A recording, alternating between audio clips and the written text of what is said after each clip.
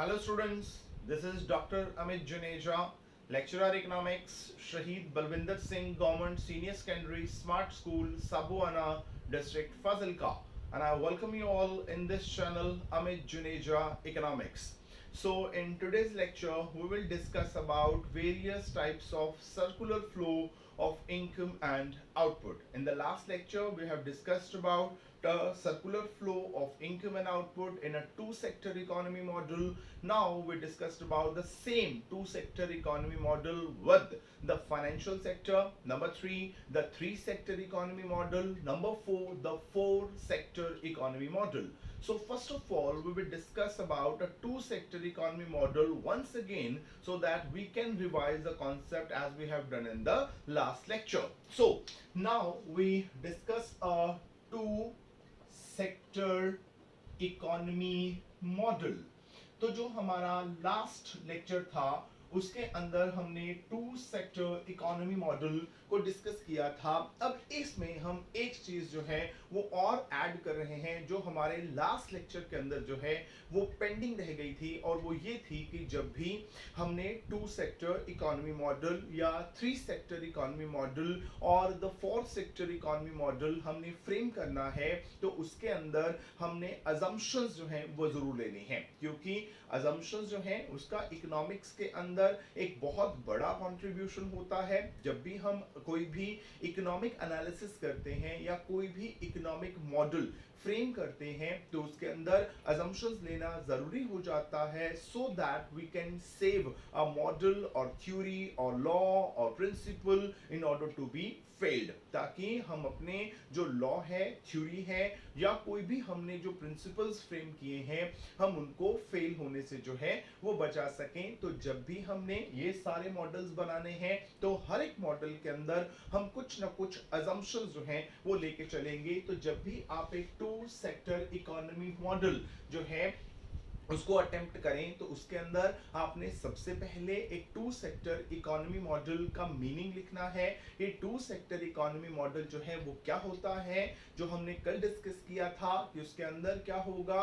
There are only two sector, one is the household sector and other is the production sector, and जो भी exchanges होंगे वो हमेशा इन to sectors के बीच में जो है वो होने वाले हैं। तो अब अगर हमें ये two sector economy model explain करना है तो we have to take some assumptions, and what are those? तो सबसे पहले आप क्या करेंगे, आप इस टू सेक्टर इकोनॉमी मॉडल को एक्सप्लेन करेंगे और उसके बाद आप इसकी assumptions जो हैं वो लिखेंगे। मतलब जब हम ये टू सेक्टर इकोनॉमी मॉडल बना रहे हैं उस टाइम पे हम क्या क्या चीजें अज्यूम करके चल रहे हैं ताकि हम इस बात को एक्सप्लेन कर सकें कि हमारा मॉडल जो है वो इन लिमिटेशंस के अंदर जो है वो काम करेगा। सो जो assumption नंबर 1 रहेगी वो ये रहेगी कि देयर आर, बेटर रहेगा कि आप साथ साथ अपनी कॉपी पे नोट कर लीजिए कि there are only two sectors in the economy which are household sector and the production sector. तो हमारी पहली assumption जो है वो ये है कि हमारी इकोनॉमी जो है वो एक टू सेक्टर इकोनॉमी मॉडल है, और इसमें अब आपको साथ में ये मेंशन भी करना पड़ेगा कि जो दो सेक्टर आप ले रहे हैं वो कौन से हैं। क्योंकि अगर आपने सीधा इतना लिख दिया कि there are two sectors in the economy, बाद में आपने क्या किया, नीचे हाउस होल्ड सेक्टर और इधर प्रोडक्शन सेक्टर ले लिया, वो कहेगा, अगर जो पेपर चेकर है वो ये कह सकता है कि आपने तो ये कहा था कि इकोनॉमी के अंदर दो सेक्टर्स हैं, ये कहां लिखा था कि हाउस होल्ड सेक्टर और प्रोडक्शन सेक्टर हैं। जो दो सेक्टर हैं वो तो कोई भी हो सकते हैं, वो तो गवर्नमेंट सेक्टर और हाउस होल्ड भी हो सकता था, वो तो गवर्नमेंट सेक्टर और प्रोडक्शन सेक्टर भी हो सकता था, वो रेस्ट ऑफ वर्ल्ड सेक्टर और प्रोडक्शन सेक्टर भी हो सकता था, तो कुछ भी हो सकता था। तो आपका क्वेश्चन इस बेसिस पे जो है वो रॉन्ग हो सकता है। तो जब आप ये मेंशन करें कि there are two sectors in the economy तो आपको साथ में ये जरूर मेंशन करना पड़ेगा कि जो दो सेक्टर्स हैं वो कौन कौन से हैं? तो हमने साथ में मेंशन कर दिया कि जो टू सेक्टर इकोनॉमी मॉडल हम ले रहे हैं उन टू सेक्टर्स में से one is the household sector and other is the production sector. Clear हो गया? अब इसमें हम सेकंड अजम्पशन लेके चलेंगे कि there is no financial sector, मतलब जो हमारा ये टू सेक्टर इकोनॉमी मॉडल है उसमें किसी भी तरह का जो फाइनेंशियल सेक्टर है, फाइनेंशियल सेक्टर मींस कि जिसके अंदर हम बैंक्स को, इंश्योरेंस कंपनीज को, अदर जो फाइनेंशियल इंस्टीट्यूशंस हैं और जो नॉन बैंकिंग फाइनेंशियल इंस्टीट्यूशंस हैं उनको लेके चलते हैं, तो ऐसा कोई भी फाइनेंशियल सेक्टर एग्जिस्ट नहीं करता। मींस इसमें क्या होगा? इसमें ये होगा कि सपोज करो कि there are banks in the economy, तो क्या होगा? अब जितने पैसे हाउस होल्ड सेक्टर को प्रोडक्शन सेक्टर से मिलेंगे in the form of factor income, ये हम कल बात कर चुके हैं कि सबसे पहले क्या होगा कि जो प्रोडक्शन सेक्टर है उसको हाउस होल्ड सेक्टर अपनी फैक्टर सर्विसेज प्रोवाइड करवाएगा, उसके बदले में जो प्रोडक्शन सेक्टर है वो हाउस होल्ड सेक्टर को अपनी फैक्टर इनकम जो है वो प्रोवाइड करवाएगा। सपोज कीजिए कि जो प्रोडक्शन सेक्टर है उसने हाउस होल्ड सेक्टर को as a factor payment 100 rupees दे दिए, तो हमने कल क्या कहा था? हमने कहा था वो 100 रुपीज इसलिए दिए हैं क्योंकि प्रोडक्शन जो है वो 100 रुपीज की हुई। वो जो प्रोडक्शन है उसको हाउस होल्ड सेक्टर के अंदर सारे फैक्टर्स ऑफ प्रोडक्शन के अंदर according to their contribution divide कर दिया गया। तो क्या हुआ? जो फैक्टर्स ऑफ प्रोडक्शन है उनकी इनकम भी 100 रुपीज हो गई। अब उधर जो प्रोडक्शन सेक्टर है उसके पास 100 रुपीज की प्रोडक्शन है और इधर जो हमारा हाउस होल्ड सेक्टर है उसके पास 100 रुपीज की इनकम है। तो हाउस होल्ड सेक्टर क्या करेगा? जो प्रोडक्शन सेक्टर है उससे वो गुड्स एंड सर्विसेज ले लेगा। कितने रुपीस की? 100 रुपीस की। क्यों? क्योंकि प्रोडक्शन सेक्टर जो है उसके पास टोटलिटी के अंदर 100 रुपीस की गुड्स एंड सर्विसेज हैं, उसने जो है वो सारी की सारी जो गुड्स एंड सर्विसेज हैं वो हाउस होल्ड सेक्टर को दे देनी है। हाउस होल्ड सेक्टर के पास जो 100 रुपीस है वो वापस कहां चले जाएंगे? प्रोडक्शन सेक्टर के पास जो है वो चले जाएंगे। तो इस तरह 100 रुपीस का जो सर्कल है वो चलता रहेगा। पर सपोज करो कि अगर इकोनॉमी के अंदर बैंक या और जो फाइनेंशियल इंस्टीट्यूशंस हैं वो होते तो क्या होता? अब अगर जो हाउस होल्ड सेक्टर है उसको as a factor payment 100 rupees मिले होते, ठीक है। अब प्रोडक्शन सेक्टर जो है उसके पास 100 रुपीस की गुड्स एंड सर्विसेज हैं, जो हाउस होल्ड सेक्टर है उसके पास 100 रुपीस हैं। तो वो क्या करे? अगर हाउस होल्ड सेक्टर ये कहे कि मैं प्रोडक्शन सेक्टर से 100 रुपीस की गुड्स एंड सर्विसेज परचेज नहीं करता, मैं क्या करता हूं, बीच में से मैं 20 रुपीस की सेविंग करता हूं, तो वो क्या करेगा? वो सेविंग करके कहां पे डिपॉजिट करा देगा? बैंक में। अब मतलब वो डिमांड कितने की करेगा? 80 रुपीस की।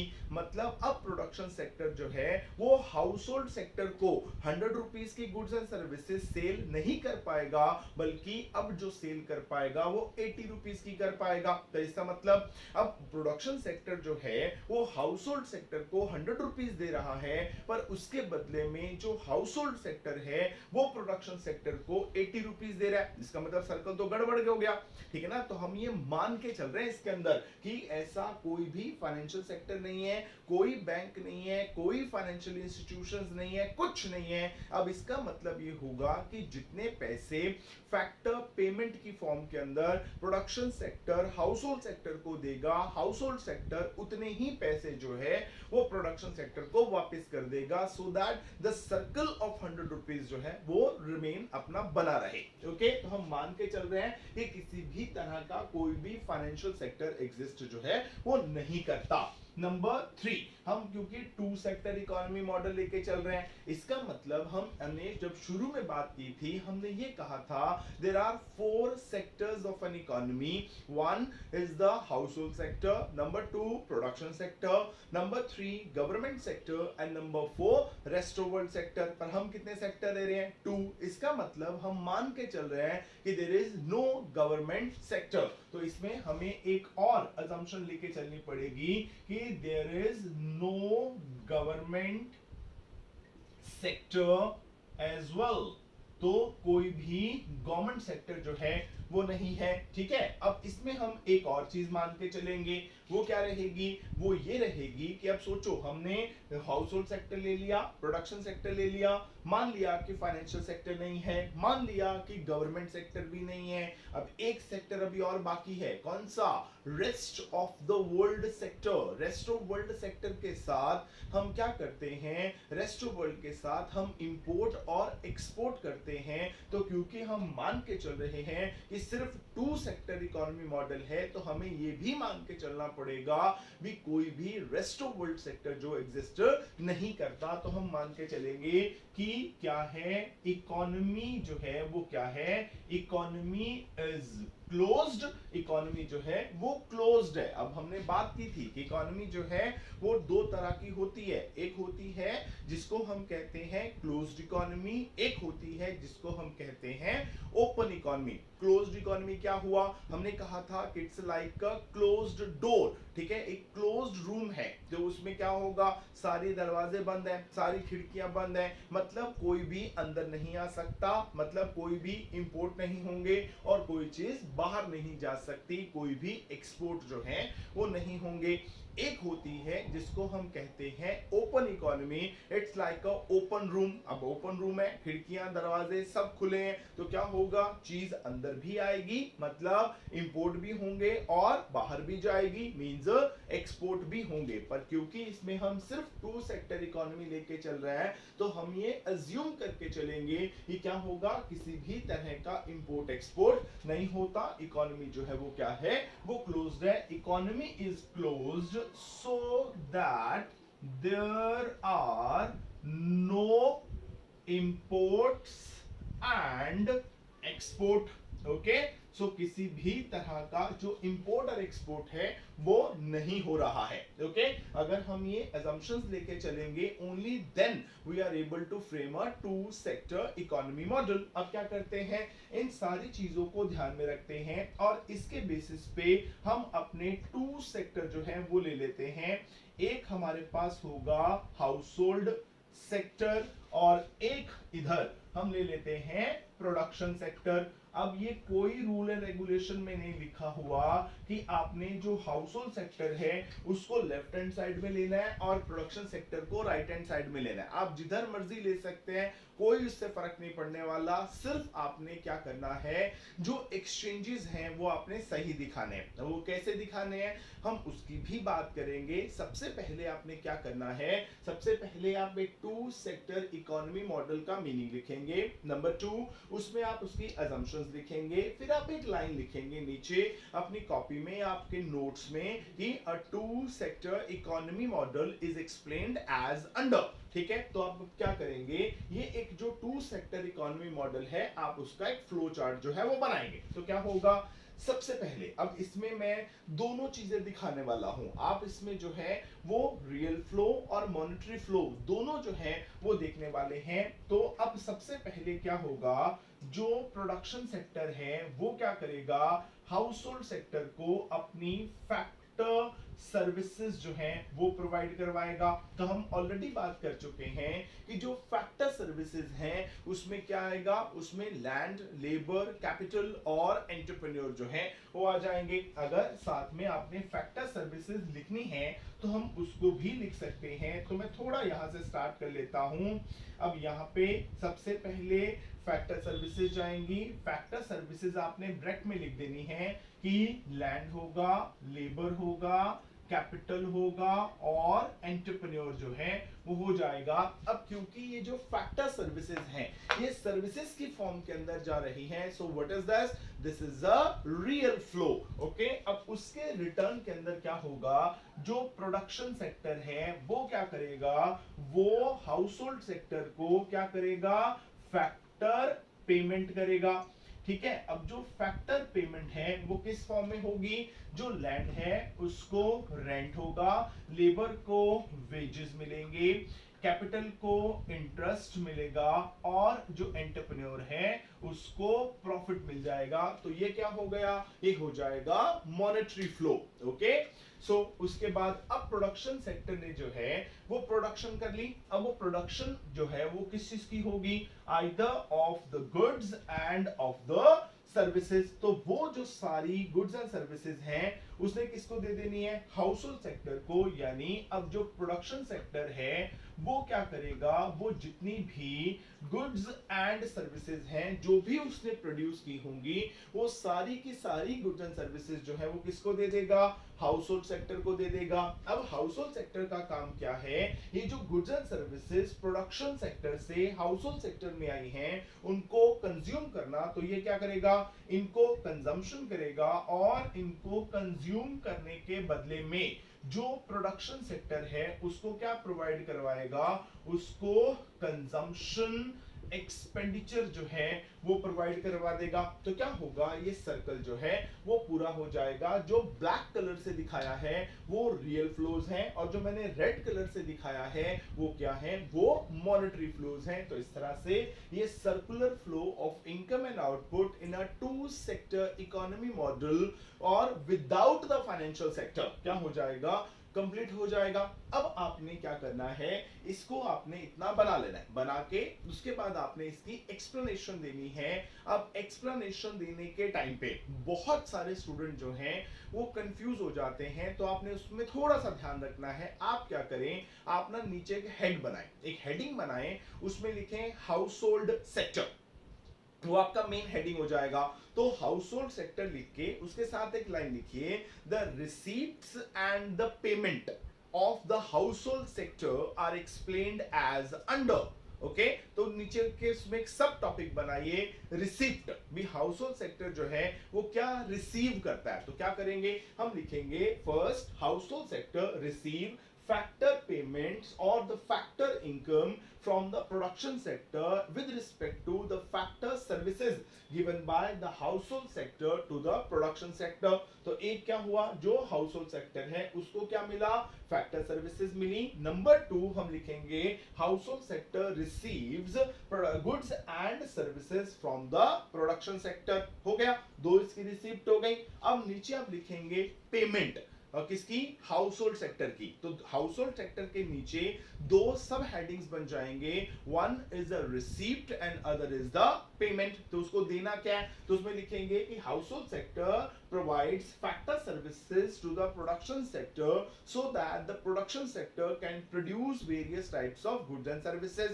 Number 2, the household sector provides consumption expenditure to the production sector in return of the goods and services consumed by the household sector। हो गया। तो जब भी आप इसको एक्सप्लेन करें, प्रॉपरली एक्सप्लेन कीजिएगा। सबसे पहले एक मेजर हेडिंग बनेगा हाउस होल्ड सेक्टर, उसके नीचे दो हेडिंग बनेंगे पेमेंट एंड रिसीप्ट, फिर आप सेकंड हेडिंग बनाएंगे प्रोडक्शन सेक्टर। तो प्रोडक्शन सेक्टर बना के उसके नीचे दो सब हेडिंग बनेंगे पेमेंट एंड रिसीप्ट। तो उसमें लिखो कि production sector the major receipt and payment of the production sector are explained as under. So first आएगा रिसीप्ट, तो प्रोडक्शन सेक्टर क्या क्या रिसीव कर रहा है वो लिख लीजिए कि जो प्रोडक्शन सेक्टर है that receive factor services from the household sector in the form of land, labor, capital and entrepreneur।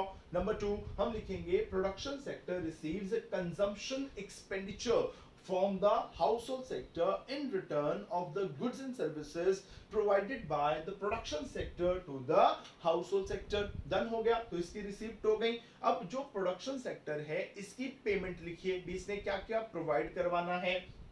सबसे पहले हम लिखेंगे कि जो प्रोडक्शन सेक्टर प्रोवाइड्स और make payment of the household sector in terms of the factors of production used by it in the terms of rent, wages, interest and profit. Number 2 लिखेंगे production sector provides various types of goods and services produced by it with the help of factors of production to the household sector. अब अगर आप ध्यान से सोचें तो क्या चल रहा है कि जो हाउस होल्ड सेक्टर है जो उसकी रिसीप्ट है वो क्या है, वो प्रोडक्शन सेक्टर की पेमेंट है, और जो प्रोडक्शन सेक्टर की रिसीप्ट है वो हाउस होल्ड सेक्टर की पेमेंट है। तो पहले दो हेडिंग बनाइए, first house hold sector, number 2 production sector, फिर हाउस होल्ड सेक्टर के अंडर दो सब हेडिंग बनाइए पेमेंट एंड रिसीप्ट, फिर क्या करिए, फिर प्रोडक्शन सेक्टर के नीचे दो सब हेडिंग बनाइए पेमेंट एंड रिसीप्ट। उससे क्या होगा, आपकी प्रॉपर एक्सप्लेनेशन जो है वो हो जाएगी। अब इसमें कुछ भी लर्न करने वाला नहीं है,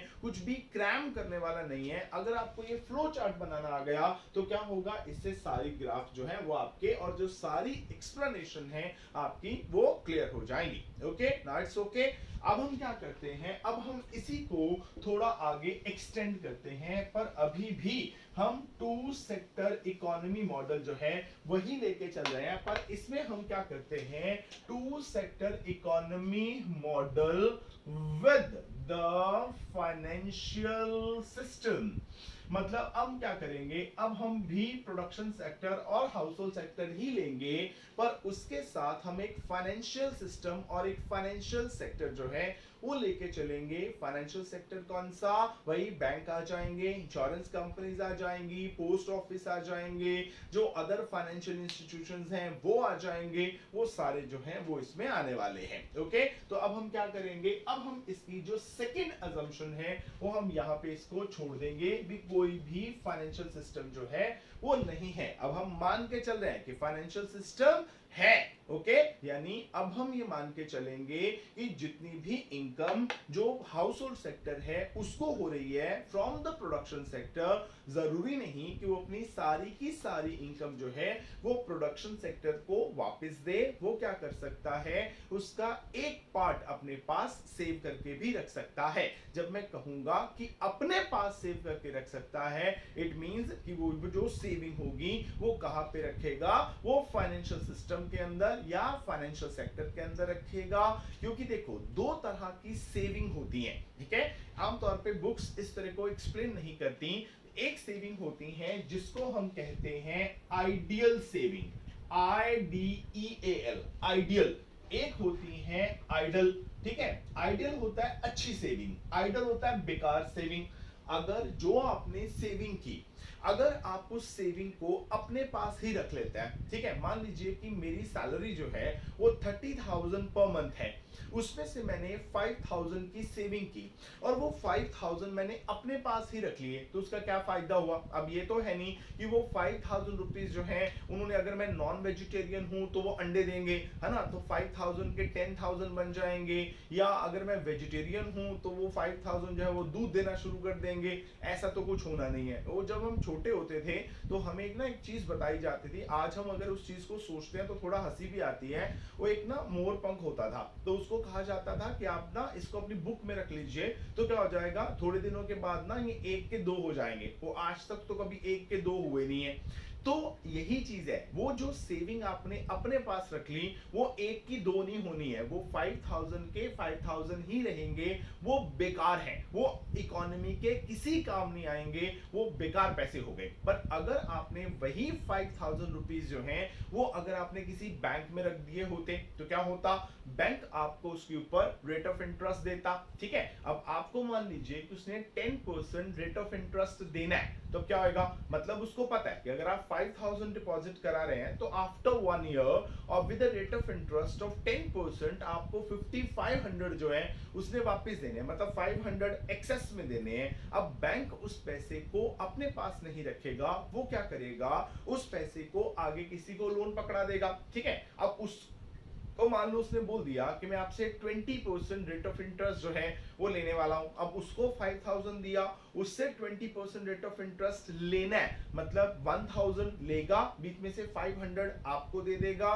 500 जो है वो बैंक के प्रॉफिट हो जाएंगे, जिसको हम बैंकिंग लैंग्वेज के अंदर बोलते हैं spread, SPREAD, spread. Okay, profit means spread of the bank. अब क्या हुआ, अब मान लीजिए कि मेरे किसी फ्रेंड ने बैंक से वही 5,000 रुपीज जो हैं वो लोन पे ले लिए। अब उसको पता है अगर मैंने आज बैंक से 5,000 का लोन लिया है तो आफ्टर 1 ईयर मुझे 1,000 रुपीज एक्स्ट्रा मिला के 6,000 मुझे बैंक को वापस करने हैं। तो उसको अपने घर पे तो नहीं रखेगा, वो क्या करेगा, उसको किसी ना किसी काम में लगाएगा, ताकि एक ऐसे काम में उन पैसों को लगाए ताकि वो 6,000 से ज्यादा अर्न कर सके। बीच में से 6,000 बैंक को दे दे, बाकी उसका प्रॉफिट हो जाए, ठीक है। जैसे मान लीजिए कि उसने वो 5,000 जो लोन लिया था उसने किसी काम में लगा दिए, वहां पर उसको 7,500 रुपीज मिले, तो आफ्टर 1 ईयर बैंक को 6,000 दे दिया,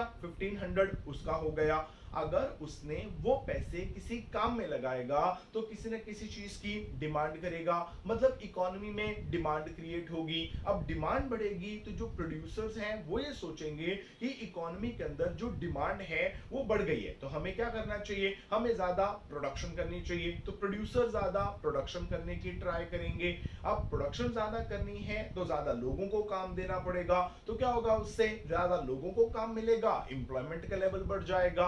अब ज्यादा लोगों को काम मिला, एम्प्लॉयमेंट बढ़ी, तो अब अगर ज्यादा लोगों को काम मिलेगा तो उनको इनकम भी मिलेगी, फिर इनकम बढ़ जाएगी। अब जिनको इनकम मिली, अब सोचो ये वो लोग हैं जिनको अभी काम मिला है, ये अभी एम्प्लॉयड हुए हैं। पहले इसका मतलब ये क्या थे, अनएम्प्लॉयड थे, अब ये एम्प्लॉयड होंगे, इनको इनकम मिलेगी, तो क्या होगा, इकोनॉमी के अंदर एक्स्ट्रा इनकम क्रिएट होगी, तो अब ये लोग भी डिमांड करेंगे, तो डिमांड और बढ़ जाएगी, फिर और प्रोडक्शन बढ़ानी पड़ेगी, उसके लिए और लोगों को काम देना पड़ेगा, फिर और लोगों को काम मिलेगा, मतलब और लोगों को इनकम मिलेगी, अब ये और लोग भी डिमांड करेंगे, उससे डिमांड और बढ़ जाएगी, तो क्या होगा, अल्टीमेटली इकोनॉमी के अंदर इनकम, डिमांड, प्रोडक्शन, एम्प्लॉयमेंट ये बढ़ने शुरू हो जाएंगे। तो इट्स बेटर कि जो भी सेविंग की जाए उसको फाइनेंशियल सिस्टम के अंदर जो है वो रखा जाए। अगर आप उसको अपने पास ही रख लेते हैं तो हम उसको आइडल सेविंग जो है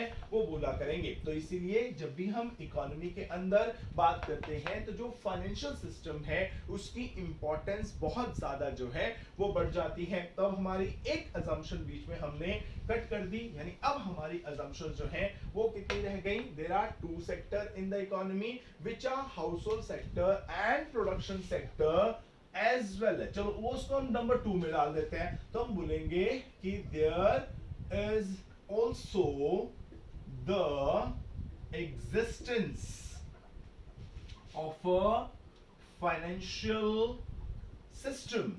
तो इकोनॉमी के अंदर एक फाइनेंशियल सिस्टम भी है। अब हम सिर्फ फाइनेंशियल सिस्टम मान के चल रहे हैं और कुछ नहीं, तो थर्ड क्या रहेगा, वो सेम रहेगी, there is no government sector. तो किसी भी तरह का जो गवर्नमेंट सेक्टर है वो नहीं है। तो लास्ट क्या रहेगा, वो ये रहेगा कि economy is closed, that is there are no import and export। Okay, तो ये हमारी जो है अब अजम्पशन हो जाएंगी। बाकी अजम्पशन मैंने सेम रखी, सिर्फ मैंने एक चेंज कर दिया कि लास्ट में अजम्पशन जब हम ली थी तो उसमें हमने कहा था कि there is no financial system, अब मैंने लिख दिया there is also the existence of a financial system. Okay, तब हम क्या करेंगे, अब हम इसमें जो सेक्टर्स बनाएंगे वो थोड़ा ध्यान से बना लेना। अब क्या करना है, वैसे ही जो टू सेक्टर इकोनॉमी मॉडल हमने बनाया था, ठीक है, अब वैसे ही बनेगा। यहाँ पे क्या आ जाएगा, हाउस होल्ड सेक्टर आ जाएगा, और यहाँ पे जो है वो क्या आ जाएगा, यहाँ पे प्रोडक्शन सेक्टर जो है वो आ जाएगा। ओके, सो हमारे टू सेक्टर जो है वो कंप्लीट हो गए। इन दोनों के बीच में क्या करना है, एक और सेक्टर जो है वो बना देना है, ठीक है। वो क्या होगा, वो होगा हमारा फाइनेंशियल सिस्टम, ठीक है। तो ये हमारा फाइनेंशियल सिस्टम जो है वो हो जाएगा। अब क्या करना है, अब इसमें ना अगर आमतौर पे जो स्टूडेंट्स हैं वो क्या करते हैं कि ये जो सेक्टर्स हैं इनमें एक्सचेंजेस जब दिखाना शुरू करते हैं तो सबके एक्सचेंज वो इकट्ठा ही दिखाते हैं, ठीक है। अब जब सारे के सारे एक्सचेंजेस आप इकट्ठे दिखाएंगे, कहीं ना कहीं पे आपने गलती जरूर कर जानी है। तो बेटर ये रहेगा उसमें कि जब भी आप जो भी आपने लेन देन दिखाने हैं, जो भी आपने एक्सचेंज दिखाना है, एक टाइम पे आपने सिर्फ दो सेक्टर के ही एक्सचेंज दिखाने हैं। ओके, अभी आपको 1 2 3 नजर आ रहे हैं, ठीक है। तो पर एक टाइम पे हमने दो को ही डील करना है। अगर एक टाइम पे आपने दो से ज्यादा सेक्टर को डील किया तो क्या होगा, आपके एनालिसिस गलत हो जाएंगे। कैसे, एक एक करके बात करते हैं इसके अंदर हम। जैसे सबसे पहले क्या होगा, अब इसमें मैं जो दिखाने वाला हूं वो सिर्फ और सिर्फ मॉनेटरी फ्लो दिखाने वाला हूं। क्यों, अब फाइनेंशियल सिस्टम आ गया, बैंक है तो वो तो मनी के साथ ही डील करते हैं। अब ये तो है नहीं कि आप बैंक में जाए और उनको बोला कि लो जी हमारे पास ना 20 kg ऑफ व्हीट पड़ा है, आप ये रख लीजिए और एक साल के बाद ना हमें 22 kg ऑफ व्हीट जो है वो दे दीजिएगा। बैंक जो है वो हमेशा मॉनेटरी फाइनेंशियल्स के साथ जो है वो डील करता है, तो जो भी मॉनेटरी ट्रांजैक्शंस हैं हम सिर्फ उन्हीं को दिखाएंगे। मतलब इसमें मैं सिर्फ और सिर्फ जो मॉनेटरी फ्लोज हैं वो दिखाने वाला हूं, किसी भी तरह का रियल फ्लो नहीं दिखाने वाला। तो अब उसको अपने दिमाग में जरूर रखना है रियल फ्लो को। सबसे पहले क्या होगा कि जो हाउस होल्ड सेक्टर है, अब मैं दिखा रहा हूं हाउस होल्ड सेक्टर और प्रोडक्शन सेक्टर का, इसको एक बार मैं बीच में से मैं मान रहा हूं कि ये नहीं। तो सबसे पहले हाउस होल्ड सेक्टर ने प्रोडक्शन सेक्टर को अपनी फैक्टर सर्विसेज दी, ओके।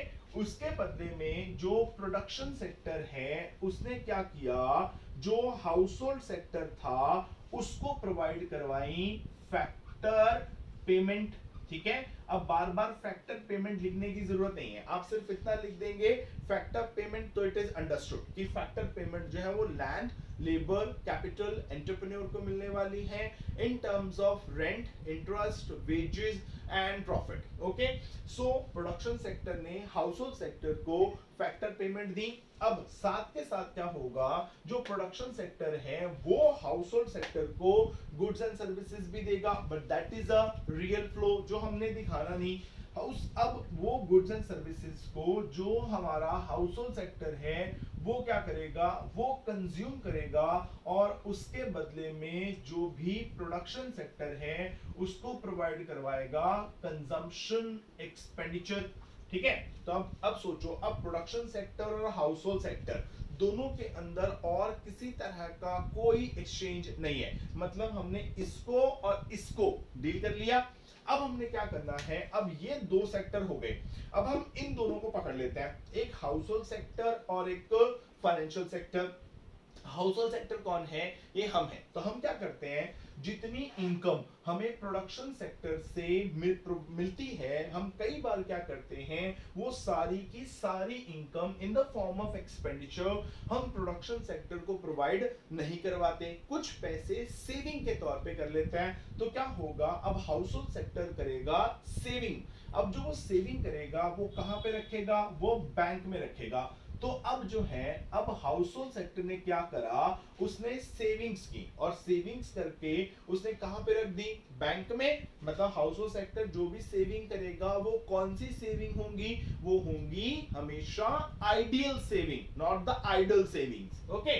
अब सेविंग करी तो यहां पे रख दी। क्या हम बैंक में सिर्फ अपनी सेविंग्स ही रखते हैं, हम बैंक से लोन नहीं लेते हैं क्या? तो हाउस होल्ड सेक्टर जो है वो बैंक से लोन भी लेता है। हम आमतौर पे बैंक से लोन लेते हैं, जैसे हम कार लोन ले सकते हैं, होम लोन ले सकते हैं, एजुकेशन लोन ले सकते हैं, पर्सनल लोन ले सकते हैं, तो हम लोन भी लेते हैं। तो क्या होगा, अब हाउस होल्ड सेक्टर क्या करेगा, पहले अपनी सेविंग्स जो हैं वो फाइनेंशियल सिस्टम में रख देगा, और जब इसको जरूरत होगी तो क्या करेगा, फाइनेंशियल सिस्टम से क्या कर लेगा, बोरोइंग्स भी जो है वो कर लेगा। यानी अब सोचो, हाउस होल्ड सेक्टर और फाइनेंशियल सेक्टर दोनों का आपस में लेन देन खत्म।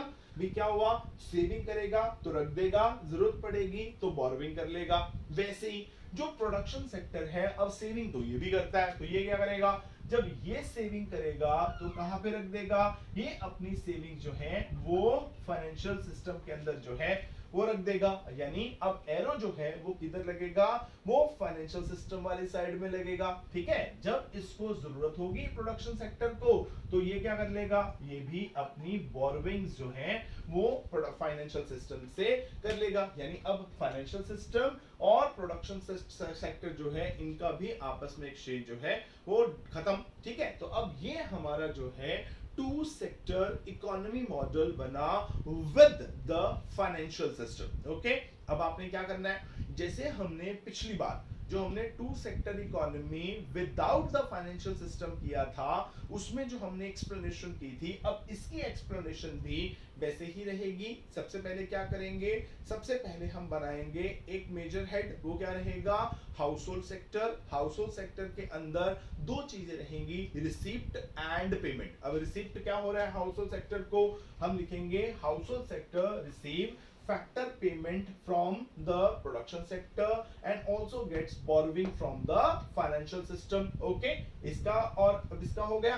अब फिर क्या करेंगे, हम अब हाउस होल्ड सेक्टर की पेमेंट लिखेंगे। तो house hold sector provide savings to the financial system and consumption expenditure to the production sector. Household sector complete. Now production sector की receipt हम लिखेंगे, production sector receive consumption expenditure from the household sector and borrowings from the financial system. इसका हो गया।